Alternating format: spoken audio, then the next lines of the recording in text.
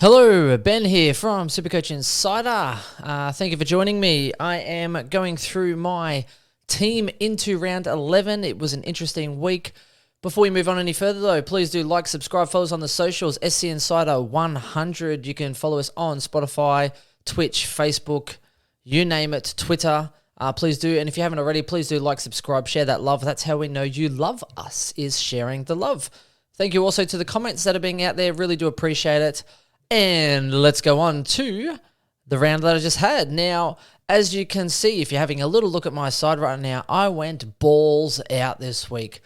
Absolutely went balls out. Trades, I brought in the Dane Zorko, the magician, #blessed. He did really well, scored a 117. I was crapping myself. I think it was about half-time, quarter time. Zorko was not doing very well. Dusty was going really well. And I was tossing up which one to bring in this week, and I thought that Zorko's 140 might have priced him out. So I went with the Zork, and happy days there. So Dusty only went up 8K, which is great news for me. Means he's still affordable for me this week. So this is my side. Flynn, really happy he's getting that cash generation as well. So I'll see if he's named this week as to whether or not I move him on. It's going to be a little bit of an interesting one. I brought in Jones as well this week. So I got rid of Kazitsky. I brought in Jones just to free up, I think it was about 140,000, so that's what it freed me up. As you can still see, I've got 119,000 in the bank, so I've got some cash to go to start making some moves. My plan is to still try and upgrade this week, going into those buys, and then looking to sort of double downgrade next week to maybe even triple to try and really free up that cash. So it's going to be an interesting one there. So as we spoke about on the podcast, I was looking at Gorn until I think it was Chris and Swizz spoke about Clary, and they pointed out a really good fact that Clary would be a really good VC. So I went with Clayton Oliver. I was planning on using Highmore as my loophole. He was my only option to loophole. And when Clary scored 204, it really hurt me that I didn't have that loophole anymore because Highmore was playing. He was the sub. I put it out on the tweets. I was up there and I was like, if Clary goes 200, what do you do? Do you risk it for the biscuit? And that's backfired on me so many times. The pros definitely did not outweigh the cons. The negative, if it went pear-shaped, was going to be massive because I would have had to, at the time, I was like, okay, so if Highmore plays, Highmore is captain. Also, I would then be taking Highmore's score instead of Houston. So then I would be losing Houston. At the time, I thought Houston wouldn't spud it up. Bloody Houston, I think, played forward. So it was a big repercussion. So I'm like, okay, well, do I go Clary 204, probably get 80 points over the competition? Or on the negative, I could probably lose 100 points or so on the competition plus Houston. So then I was like, okay, I could really get myself into some trouble here. So I went with it. I risked it for the biscuit. Shout out to Brad Merson as well, my school competition for the week. And basically, I actually won that league because I put the captain on Highmore.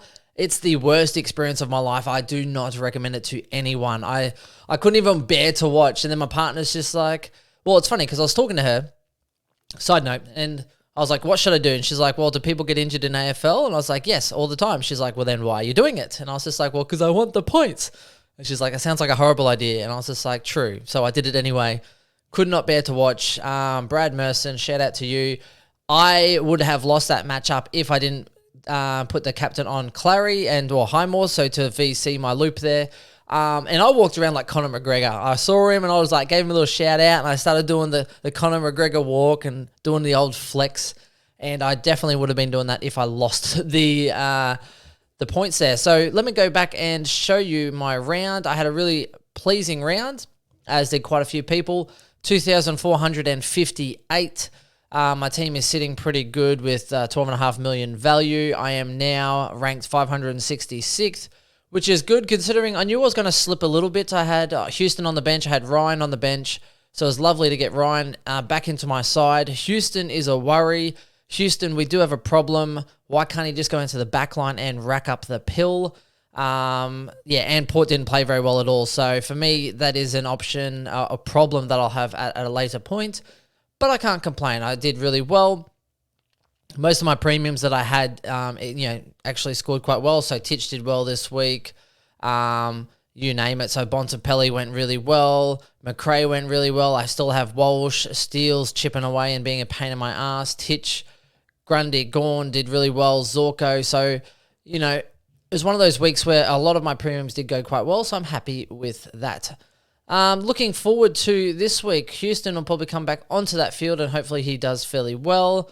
I'm looking at VCing a Friday night into a Saturday because, let me have a look. So we got Grundy, versus Geelong. So Geelong don't have the best ruck notoriously, so I'm probably looking at going him. And then VCing a McRae or a Gawn. Based on how the Dogs have been going, I might go VC Gawn into Grundy just because I think it's a nice, safe matchup. Not sure who the Ds are going to really try and match up on or target. Bontempelli probably won't go as big this week. McRae might. McRae is definitely an option. He's probably averaging around the same as these other guys anyway, so I might actually look at doing a McRae, and these guys tend to lift for big games, so it wouldn't surprise me there. But again, Max Gawn is a nice safe option, so I'm not too sure. It'll probably be Gawn or McRae into Grundy for me this week. And it's a nice early game as well, so it's an easy for a loophole. I won't have to have that drama again. Again, don't recommend it. I could not watch the game. I watched about a half of football, turned it off, and then kept checking the scores. Once Geary went down with his strapping on his arm, Frawley as well was injured, and I was like, oh no, I just couldn't watch, and I kept refreshing my screen at certain increments. Did not enjoy, so don't do it ever again, and I won't do it myself. So there you go. This week, having a look at this week, I've got Scott, who got knocked out on an 18. He was having a poor game anyway. Right for the picking. I think he didn't really drop too much because his break-even was fairly low. Waterman played. Stupid me. Put Waterman on field instead of McCreary, so cost myself some points there. I should have taken RCD's 50. Note to self, if there's a 50 on offer, don't roll the dice and put Scott on the field. I could have easily taken RCD's 50. But no, I got greedy. Cost myself 32 points. Probably not worth it, hey? 50 points. What's your cutoff, everyone? Tell me what you think. What's your cutoff for a rookie score, whether you take it or leave it? Because it was 50, and I thought that I could do better. And sometimes you just got to take what's right in front of you. So let me know if you're in that same predicament there. My team, Scott, I think, has to go. McCreary is now injured as well for a couple of weeks, so he has to go.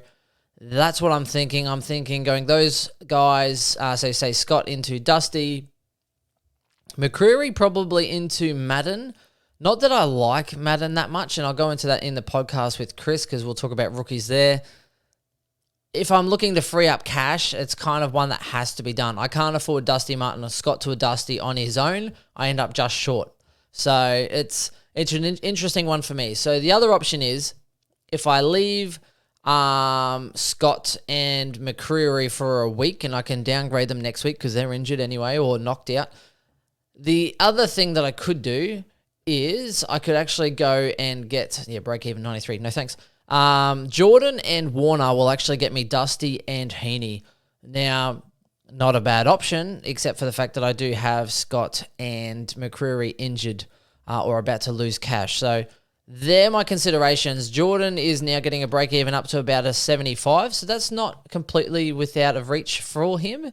I am considering getting rid of him there, getting rid of Warner, and going for put Brockman into the midfield, going for a Dusty Martin and a Heaney, just because of his price point. The reason I also like this is if I do it, I then only have 3 real major upgrades left, and it's not a bad little sit show to be in. Scott obviously won't play, so the issue I'm going to have this week is assuming RCD plays. This could work. I'd have to be playing Berry. I could either play Waterman or I could play Berry. Both aren't great. Both would be a 1-week situation. Again, next week, when we look at how the fixtures go, next week it's down to the best 18.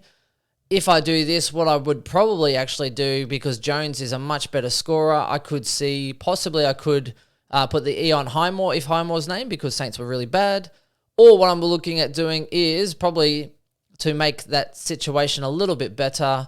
Instead of having to play Berry, I'd probably put Laird into that midfield this week, get rid of Berry, And I think Jones has a much better scoring potential. And then from here, I could probably loophole. Oh, no, Brisbane play after that. So, yeah, I won't be able to do that at all. So I'd pretty much just be taking Jones's score instead of Berry. So I think Jones has a better scoring ability than Berry. Berry had to kick some goals and stuff to get his 51. So I think this is probably not a bad little option. McCreary, Waterman off, Collier, Dawkins led into that midfield, and Jones, which then basically leaves me, if Laird goes back into that defensive line, I have 3 more upgrade spots, and that's why I don't mind it. Next week, I would have to then go and get rid of Scott. I'd have to probably get rid of McCreary, and I'd probably have to get rid of Flynn, which should then net me at least 100, 280, and 400 and 520 maybe, is it? 250, 350. Yeah, 530,000 cash, which would be great if I went the triple down next week. Use those 3 trades. I have 8 trades after that, and then I just start upgrading. Upgrade my last couple spots. Not a bad little situation to be into. So Berry could go up a couple 100,000 onto him, and then I get myself a Whitfield, keep Laird into that midfield mix. And then I probably look at targeting, probably looking at Lachie Neale. Not many people have him, so I'm thinking Lachie Neale after his buy there, or Merritt. Merritt is definitely dropping in a price point, so Merritt after his buy, Whitfield after his buy, and getting Dangerfield for me, I think is going to finish my side. And at the moment, I'll probably just keep Poulter in that forward line and probably play as my last forward until Danger's ready. We'll see what happens with these rookies, etc. So that's what I'm thinking. Let me know what you think. Should I be going the Madden route with a Dusty? Keep in mind, though, I'm still going to have these other guys here. So Heaney, though, could score me more points on this week instead of having Madden on field or Waterman on field, etc. I think this is a nice little way that I can score more points this week, because then next week, best 18, it's not going to matter. I'm just going to then cut those 3 injured players, and hopefully I should be all right from there. Let me know. Like, subscribe. Chris will be coming on shortly, and we'll talk to you soon, guys. Bye.